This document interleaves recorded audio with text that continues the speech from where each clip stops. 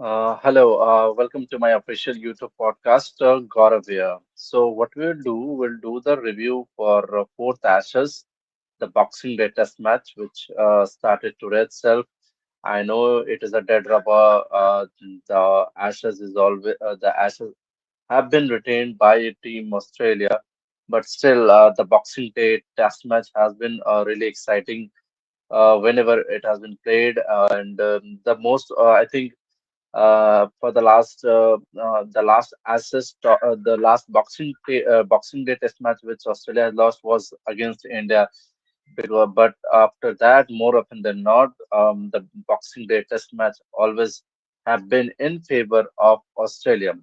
So we'll discuss a little bit in depth about what has happened in this Test match. Again, I think Travis Head and Jack Weatherall. I think Team Australia has decided, or probably Australian management has decided that they have moved on from Usman Khawaja. That even I think on the last Test match also, I think just because Steve Smith got injured, that's the reason that Usman Khawaja got back in the team, and he was playing at number 4 at that point of time and contributed some runs. Again, revive his Test career. I don't know what has happened with Usman Khawaja. More often than not, once people thinks that Usman Khawaja is done and dusted, he will not get back to the team, and then suddenly he scores runs, and suddenly his Test career extends. So I think they have decided that Travis Head will open with Jack Weatherall, and he hasn't contributed a lot of runs. Um, Australia got bundled out in 152, obviously. And if you look at the pitch also, the pitch had some more grass, and the fast bowler was getting a lot of movement, a lot of seam movement. So that and in this test match itself, the England bowlers did bowled on a right area, so and they were getting a help on this on the kind of a pitches where there was a lot of grass in that. So they were getting a lot of helps, and that's the reason they managed to bundle out Australia on the first day itself. If you look at the more interesting part, that Jofra Archer has been ruled out for this Test series, for the Ashes Test series. The remaining two as Test match, he was bowling the continuous spell for England team and wasn't getting the help from the other end. So in this Test match, Josh Tongue was the pick of the bowler. He picked up 5 wicket, and again I told you he was bowling on the right area, getting the seam movement and making the batsman play, and that was the reason that he managed to pick a lot of wickets. So if you look at the batting lineup, none of the batsmen contributed. Michael Neser did manage to score some handy runs. I think he scored around 30 to 35 runs and did contributed some scores. And Australia did manage to cross 150. But if you look at the bowling lineup, Josh Tongue picked up 5 wicket. Gus Hutchinson was also good. He picked up 2 wicket. Brendan Cars was good. And Ben Stokes did manage to pick a wicket off Alex Carey by Stringer down the leg side. I think he obviously felt in the trap. Alex Carey felt in the trap. He was having a fine leg up, and at that point of time, he bowled in the leg side. He tried to flick and pick down the leg side. And if you look at the most of the batsmen had obviously was trying to play the offside shot, played on. Jack Weatherall again, he was trying to play on the leg side, got by James Smith. Labuschagne got out on on the second slip itself. Joe Root taking the catch. Steve Smith got a beauty of a ball.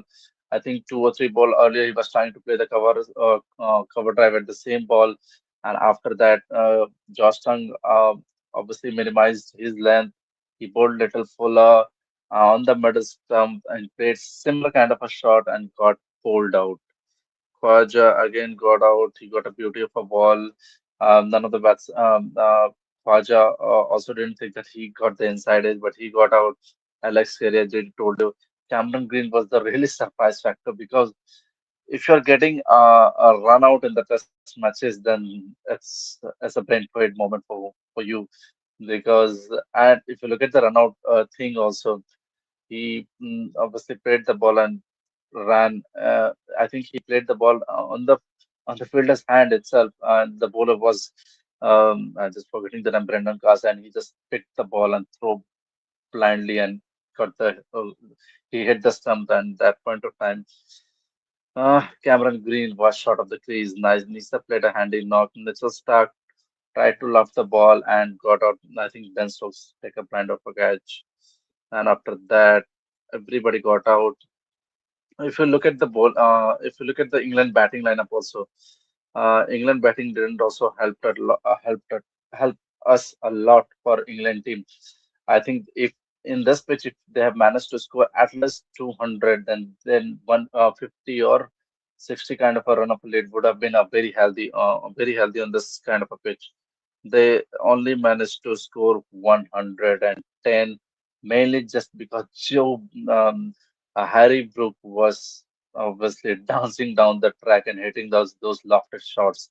One of the shot which I saw, which he got missed, I think that was the first ball that he was facing, and he missed it, and Mitchell Stark was laughing. And in the next over itself, once he was once again facing Mitchell Stark, and he did manage to strike at that same kind of a delivery.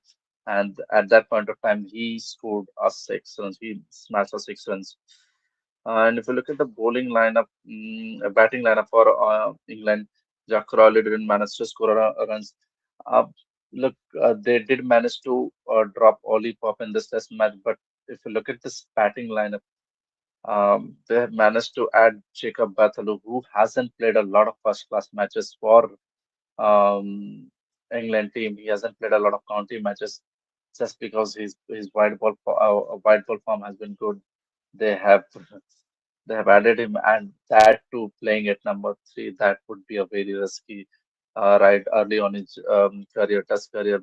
Ben Duckett has been below average in the series. He hasn't contributed a single 50. Jack Crowley would say that he has managed to know what his average is. His average career average is 31, and his batting average in this series is 35. So it's good.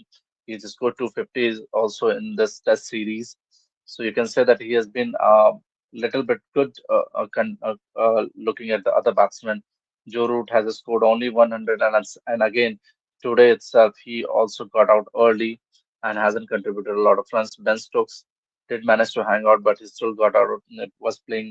Was only contributed 16 runs.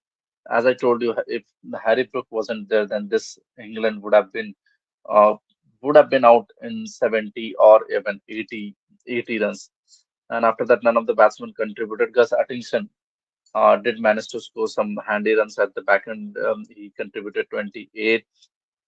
Michael Neser, Michael Neser has been the talk of the town for the long period of time. I think a lot of people, the two bowlers which have been a lot of Australian media have been talking about. One is obviously the Poland, and other is Michael Neser. People have been tagging in the social media that Michael Neser must play, and that's the craze for Michael Nisa right now. He has been playing in this kind of a era where none of the bowling lineup you can obviously drop him. If all of them if all of them are fit, you hardly get a chance to play in the 11. Like Josh Hazlewood, you can't drop him. Pat Cummins, you can't drop him. Nathan Lyon, you can't drop him. Let's Stark, you can't drop him. None of them are droppable kind of a players. So they really get a chance. And in this series, I think, uh, except the Mitchell Stark, all the bowlers are not been playing continuously. Josh Hazelwood has been ruled out right from the start. Nathan Lyon played one or two test matches. Pat Cummins played only one test matches. So in this series, they are getting the chance. Bowling playing continuously in the test series. These have been pretty good. I think he picked 4 wickets in this match. Jai Richardson, it was very good to see Jai Richardson in back in Test series because he was the guy who was bowling really good in white ball format, but he wasn't getting a chance. He was not helping himself also because he was getting continuously injured. Otherwise, he's more often than not, he was part of this Australian squad. But just because of the injury, he wasn't been in the squad for Australian team. But after the lot of injury happened for Australian bowlers also, so he got a chance to play. Then contributed a lot of in this test match because a lot of wickets has been taken by Mitchell Stark, Michael Neser, and Boland. But she will surely get a chance to bowl in the second inning. So let's see how far he goes. And the 40 runs lead, 40 to 45 run lead is a very handy lead for Australia. Let's see how far this team goes and how far this Australian batting lineup goes, considering the pitch. I think on the first day itself, the 20 wicket had gone just because they have left a lot of grass on this pitch and bowlers are getting a lot of help. We'll see what happens on the second test. Oh, sorry, second day. The moving day probably is not the third day. That is a moving day. I think that this in this test match, the third day will be the last day of this test match because considering how fast this match is moving towards the Australian side, you can say because they have taken a 40 or 45 runs lead. Unless England bowler bowls some magical spells tomorrow, mm, otherwise Australia will manage to win this test match also. So till then, we'll discuss a little bit more about this second day review with me, or probably Lucas will also join. Till then, guys, do like it, do subscribe it, and hit the bell icon. And if you guys have any question, you can post it on the comments itself. Thank you.